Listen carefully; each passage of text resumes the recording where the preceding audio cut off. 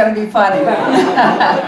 Oh, God. Can't you just see? You know how we take things so literally? But you know, many of us took that religious stuff just as literally, didn't we? Anyway, I want to open with a Chinese proverb, which I've used before. May you live in interesting times. And you know, you live in very interesting times, don't you? I mean, life in its highest potential is really dawning on humanity right now. It may not look like that. And you know, I've used this scripture many times. It says, Yeshua would say to people who could see and who could hear, he'd say, if you have eyes to hear, if you have eyes to hear, if you have eyes to see, if you have ears to hear. And so what was he really talking about? He said, if you have the spiritual ability to see beyond this physical realm, and if you have the spiritual ability to hear more than what's going on in the news, and more than what those people that aren't connected to that invisible realm knows. So he's really saying, can we hear and see beyond the physical? And we know, we've taught in here many times, everything is energy, isn't it? Everything. So we are really experiencing a very energetic event today. And the Bible talks a lot about this principle, and it says this: everything in the visible realm, everything, can be seen by a physical realm. So the thing is this: everything that's going on in the physical realm is really a picture for us of what's going on in the spiritual realm. You know, we take so much of it literally, and we don't, ask what's beyond what we're seeing. We just take life as it's coming, but we don't ask what's beyond we're seeing. So my question is, and I want everybody to hold their seats down, what was the election all about? What spiritual principles did we learn from the election? When we look beyond the election, I'm not talking about a candidate, but I am going to talk about the candidates and what they represented, because there's a spiritual lesson in all of this. There is a spiritual unfoldment when we look and begin to ask questions. Spirit, what is this election all about? And I'm going to talk about that today, so I hope everybody speaks to me after I finish talking today. I just want everybody to be happy, but we'll see. So what does it have to do with humanity's awakening? What did the election have to do with humanity's awakening? I started to ask that because, did you see people fired up or what? Still. I mean, they're in the streets today, aren't they? They're Yes. still fired up. So something is happening on an energetic level in our world through this election. So what does it have to do with humanity's awakening? And it's all about Genesis 1. It's really about the evolution of consciousness. And it's all about 2012, the Mayan calendar, all the ancient texts that talks about the evolution of consciousness. So something profound, something unique is happening in the world today. There's a global awakening happening.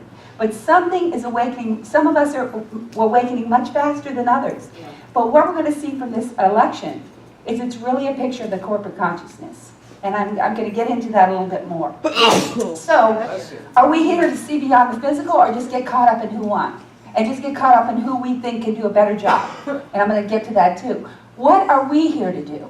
We're here to, Jesus says, as long as you're in the world, as long as you're all caught up in the elections, all caught up in what's happening in a physical plane, you're going to have tribulation. We're going to have a lot of suffering.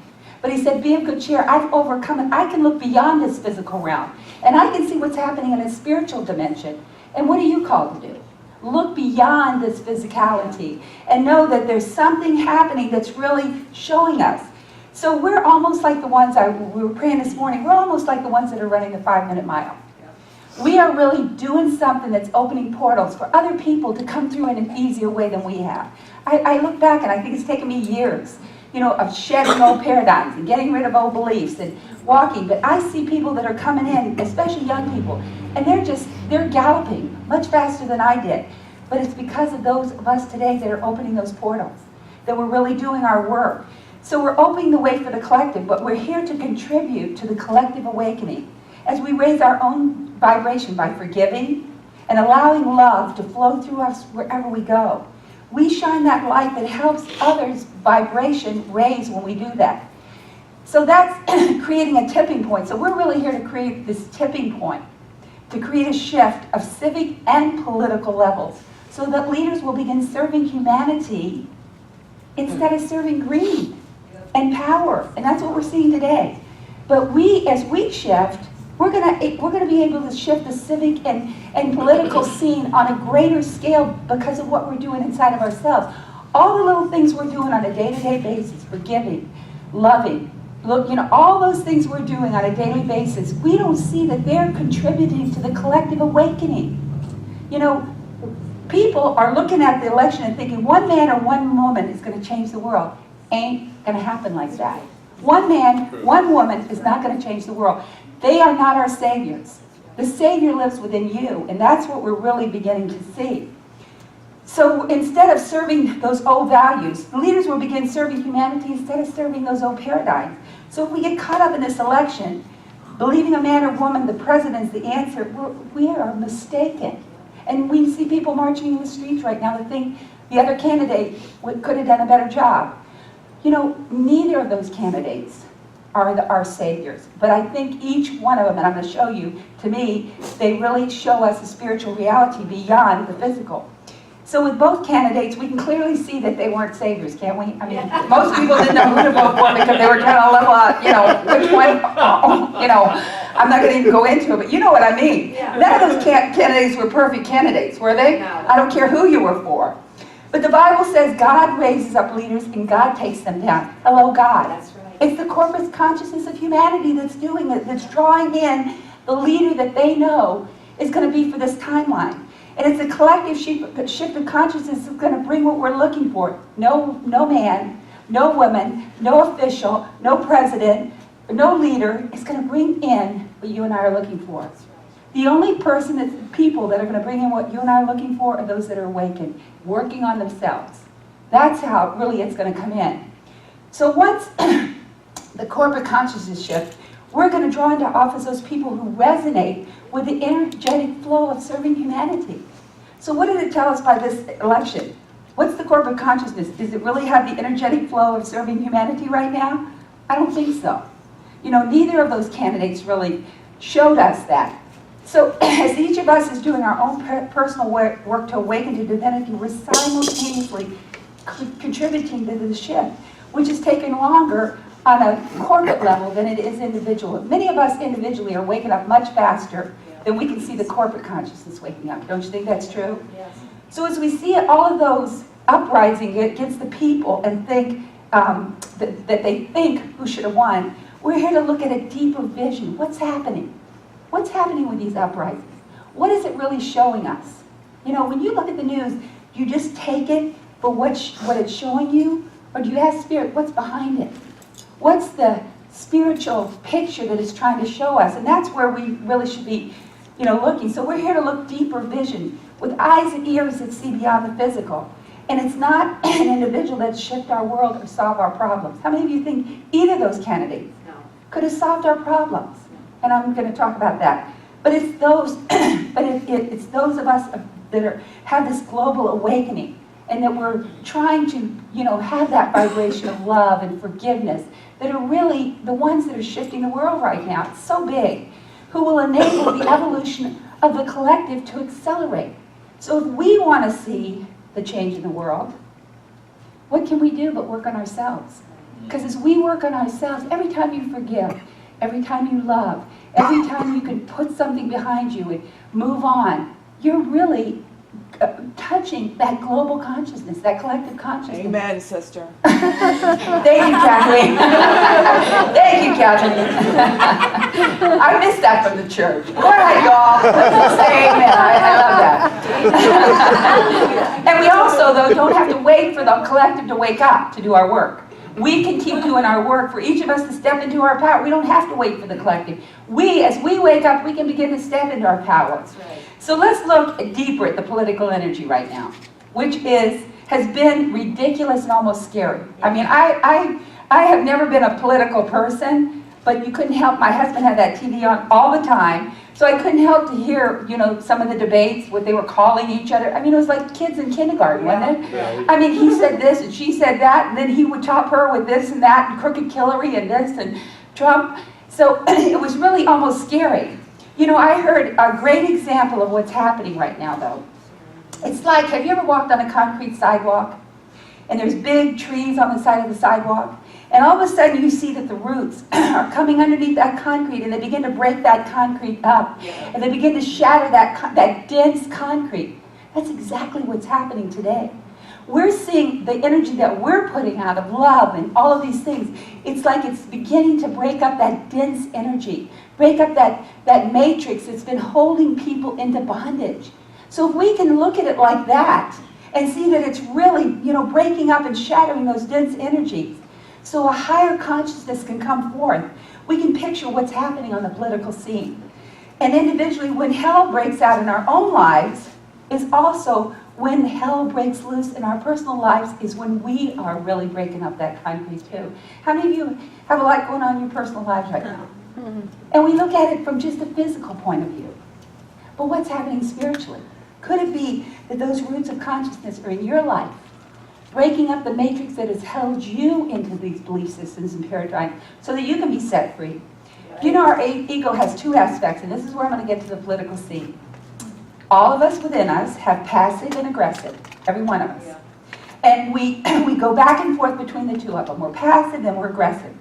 And as they clash together as opposites, they begin to dissolve into oneness consciousness, because it's that duality within all of us. You know, we have the two sides of the brain, don't we? The right and left sides of the brain.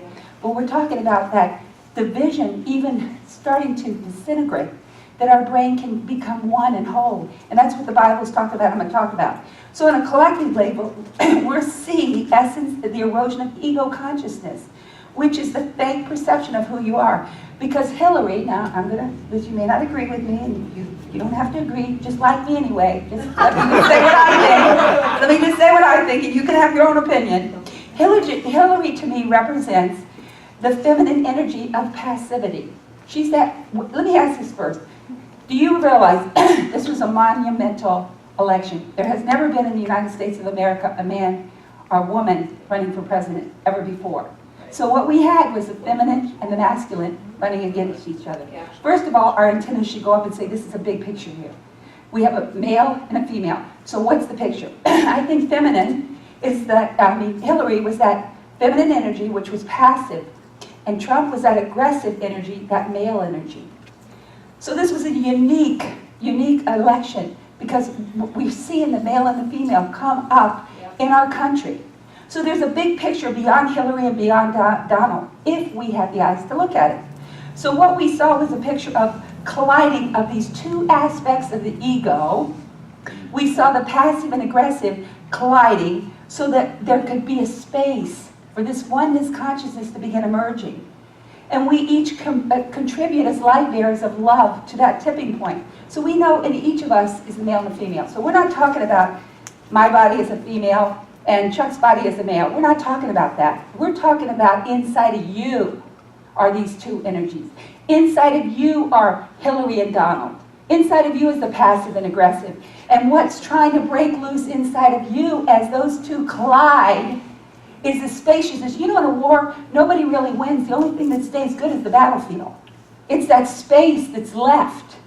You know, both of them have casualties, don't they? Yeah. The passive and aggressive, both are going to have casualties. But what's left is that spaciousness. And that's what we're doing within ourselves. And that's what we're seeing in our world. So we know in each of us is that male and female. And we are working those two sides within ourselves so they can emerge into oneness. You know, I said this many times. I keep saying, what does oneness look like? And when you look at it in the outer world, but what does it look like in you? You know, what would it be for you to be one? For you not to have the dualities within you. For you not to be always working against the passive and aggressive part of you, which we all have. What if those two emerged and created that space for oneness consciousness? And that's what's really happening in the world today, which is the sacred marriage that we always talk about. You know, the gift of the feminine energy is when we balance receptivity into receptivity. But then receptivity, when we're unconscious, we're receptive as females. But when we're unconscious, we're reactive. We react to everything, don't we, in that feminine energy. But when that feminine energy is balanced with the male, we begin to respond. And that's where we're going with that. And the gift of the male energy is driven, isn't it? You know, that 666 in the Bible is really male, raw male energy out of control. And that's what we've seen in the world. That's why we're really beginning to see this feminine energy come in, that we can anchor it. So when it's balanced, when it's not balanced, that driven is defensive, which we saw in Trump, didn't we? He was so defensive. Every time Hillary said something, he was defensive and aggressive, so we saw that energy. But when the male energy is balanced with the female, the drive begins to be cooperation. We have drive with cooperation. What if we had that? What we're really seeing is these energies that are out of control, but they're clashing to make space for something new to come in.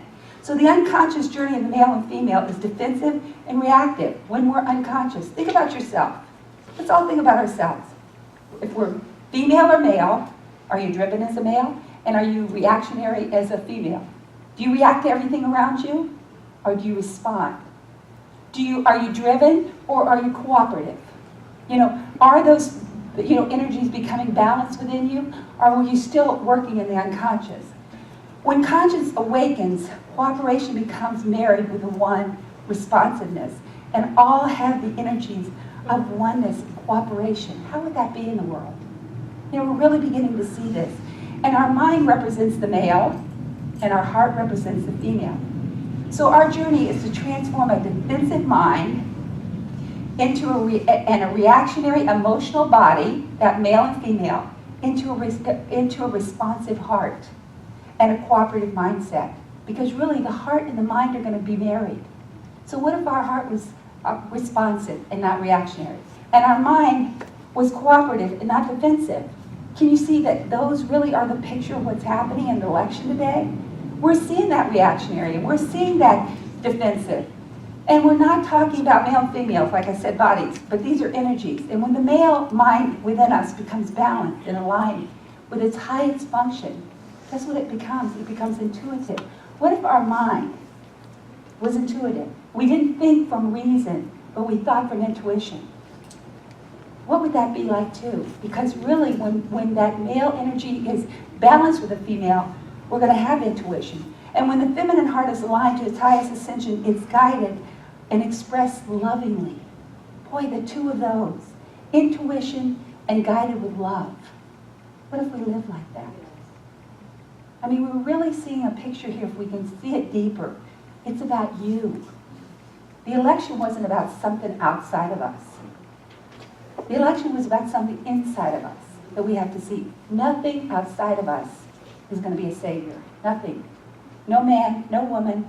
I don't care how wonderful they are. It's what we got, everything. What Miles and Reva always say, everything's about us. Everything's about us.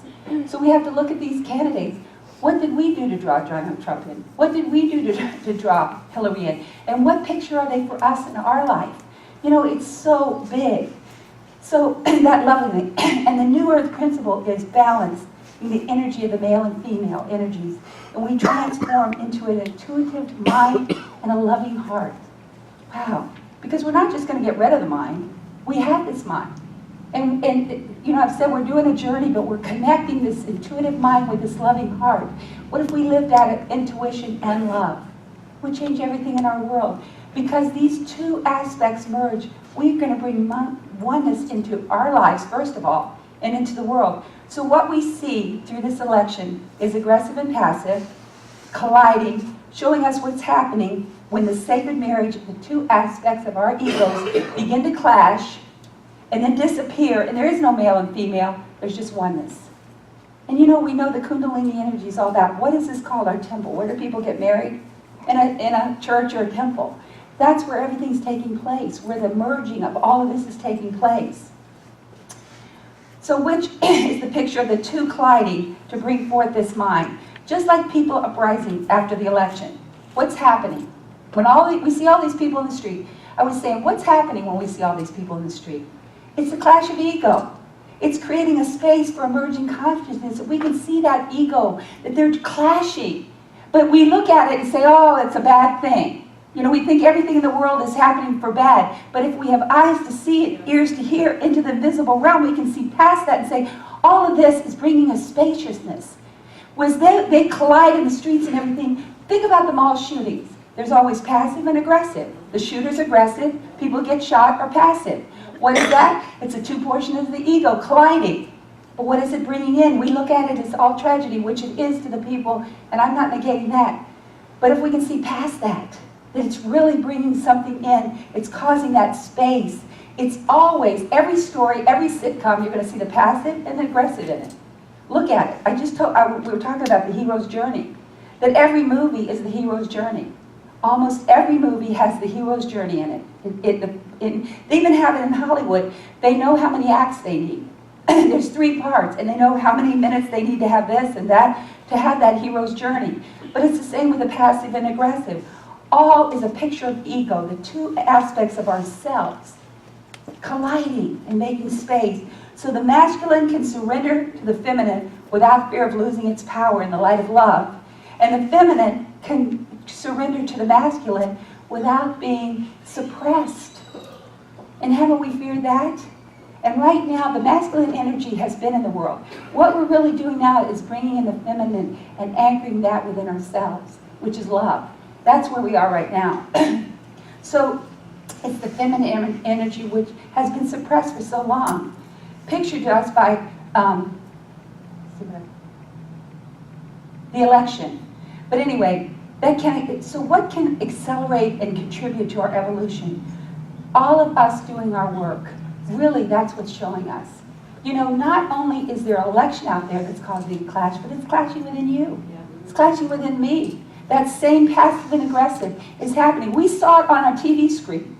But what we saw on our TV screen is what's happening in us. So that we can wake up and we can begin as those things clash, as all hell breaks out in our world and those things clash, that we can begin seeing that it's creating a space for something new to come into our life. And that's what's really happening on the outside world. It can activate an awakening, and we can contribute to the whole. So as we anchor that divine feminine, we allow our minds to find its balance. As we begin to anchor that feminine, which is, what have we been talking about? What did you sing about this morning, Pam? Which one? Love. Pam, you said it before. Anyway, you talked about love. Every song, I like to talk about And the love. masculine finds its harmony, and it feels that space open of the heart. And then they can come together to create that oneness. As I was asking about oneness, which I've asked about all the time, what does it look like? What does it look like? What does it look like in you? Spirit said to me. What does oneness look like in you? When you're clashing around with this passive and aggressive, how is that going to come into where you have this one mind, with a mind that's intuitive and a heart that's loving? How is that going to come together? But when those things clash together, it's going to open a spaciousness, which Eckhart Tolle always talks about, that spaciousness that can create that oneness within us. We are seeing in the world today, you know, if we had older people that were here, they probably would say much older people that have seen many elections, they'd say they never saw an election like this before. I mean, we've never seen an election like, have you ever heard them talk like this before or act like this before? I mean, it's like, we can see the clash is happening in such a big way. So we emerge, we can hear the light that the divinity is going to accelerate as we do our work in all of this and we see past this. So know that the political, now listen, this is, if you don't get anything else, this is what it is. So the political is always manifesting what's going on in the collective consciousness, always. And I've known that for years.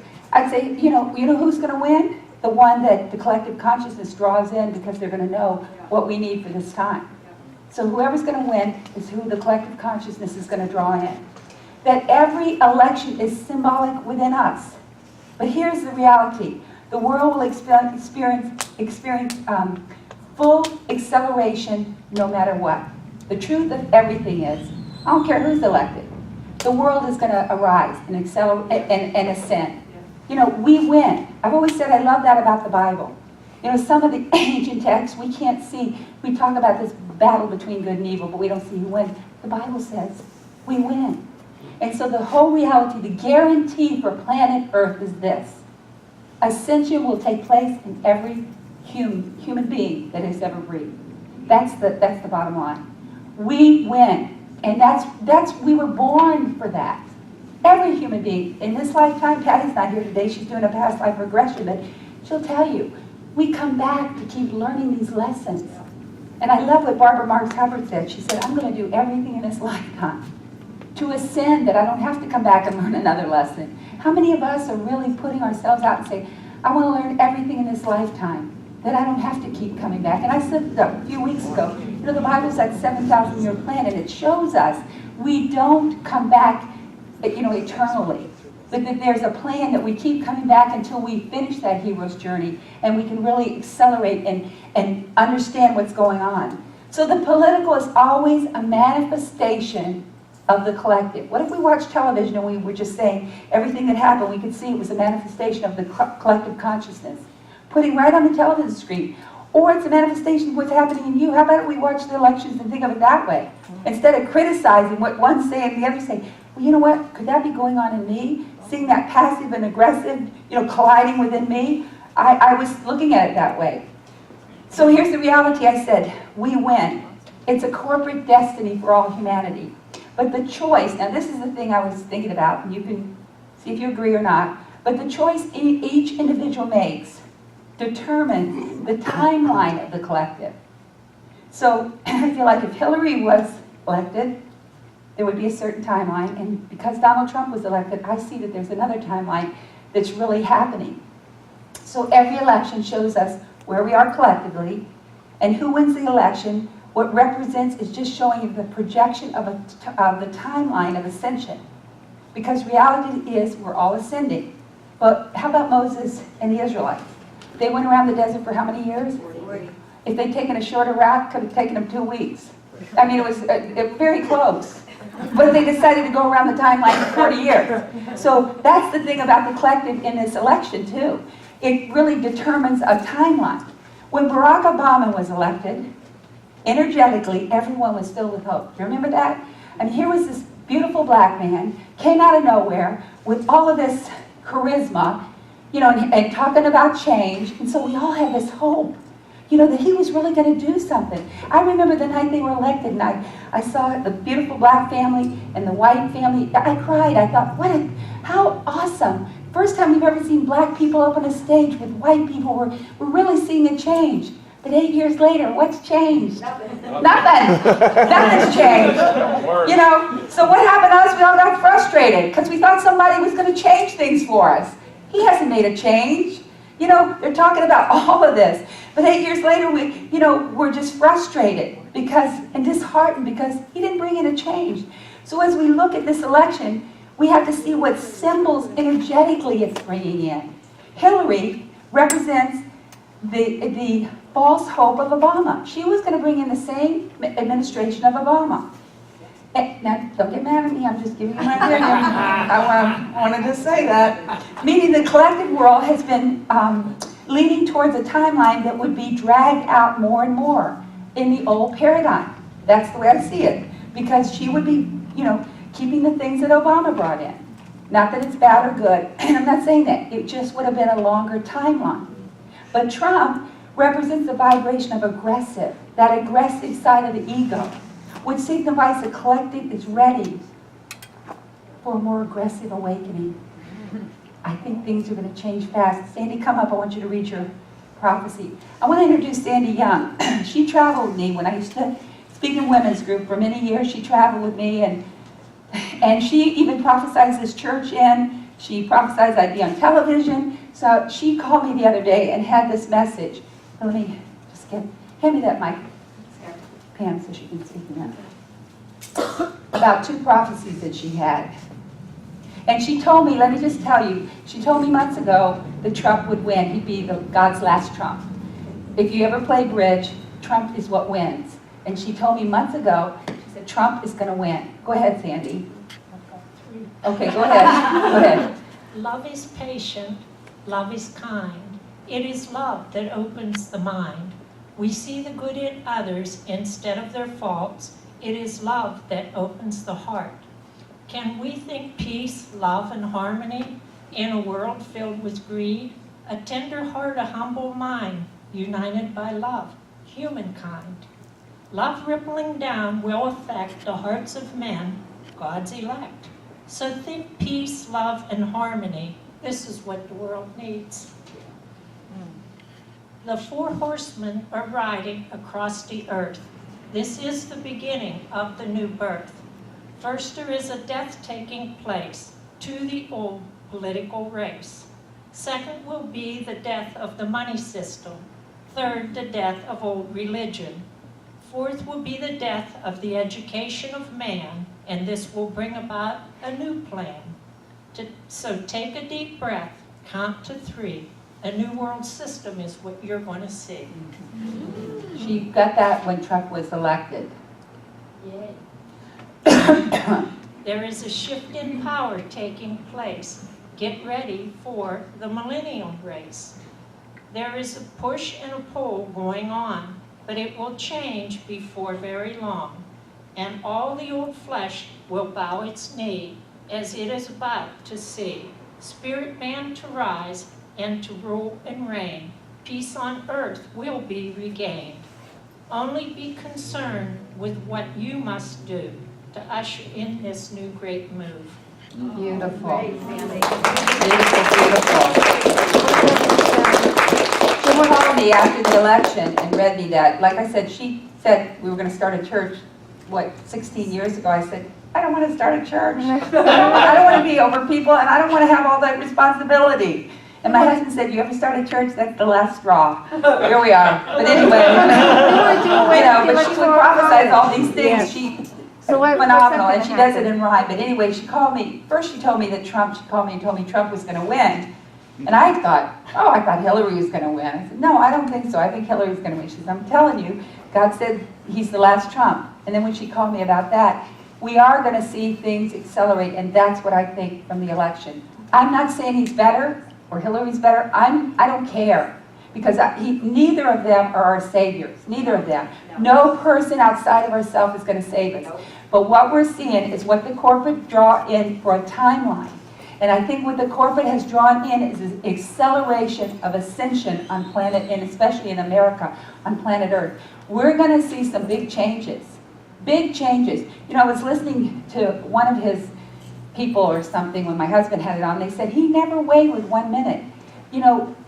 What I feel too, all of us are programmed. We're like computers.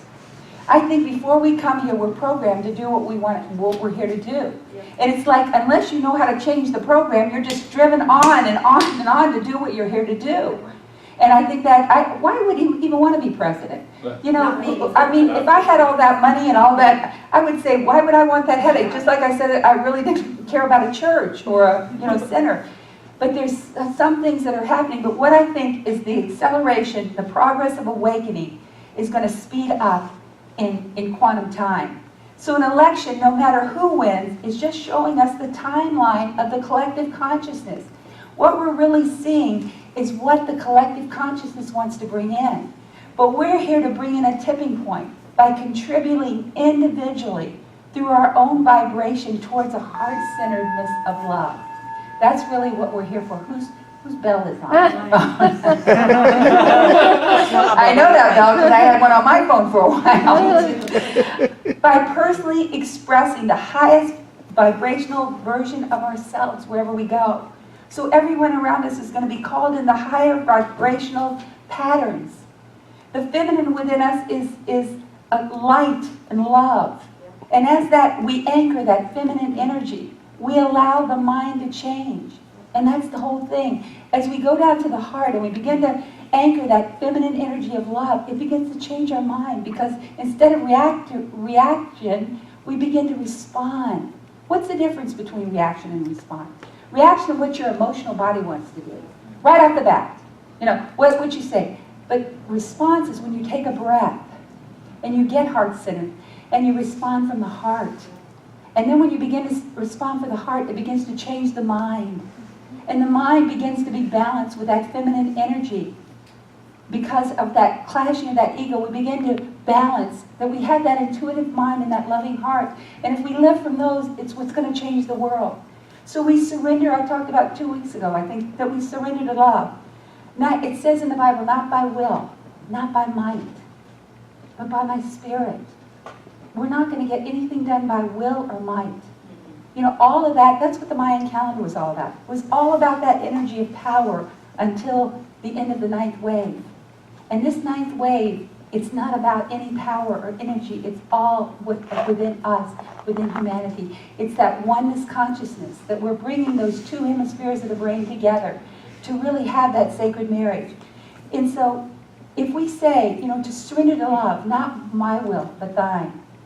Have your own way with me, change me, express yourself through this body. How many of us are really trying to surrender to that? So I can be receptive and not reactionary. So I can be cooperative and not aggressive.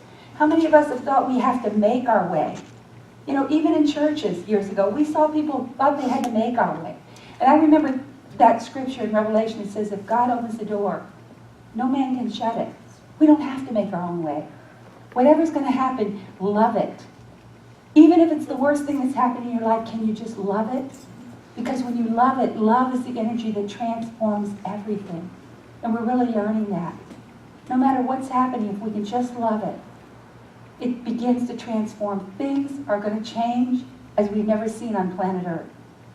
I mean, we all have, even though we say we want the change, in my own life I always say, change. I've been talking about it years, and when change comes, I get fear comes up, all this stuff comes up, because we don't want anything different. We're complacent, we're comfortable where we are. But let me tell you something, the rug is being pulled out from all of us because nothing is going to stay the same. And I believe because Donald Trump has been elected, we're going to see the ascension of humanity accelerate like never before on planet Earth. We are in times like no other. Like no other. And the thing is, we are the ones that are really helping the corporate consciousness accelerate their evolution. Because every time you forgive, every time you put love on it, every time you don't react but you respond, every time you forgive, every time you do that, there's a ripple, an energetic ripple that goes out into the world and helps the corporate consciousness. It touches everybody. Everybody. And that's what we're here to do, is really to bring in that ripple. So we can be way showers of a unity consciousness and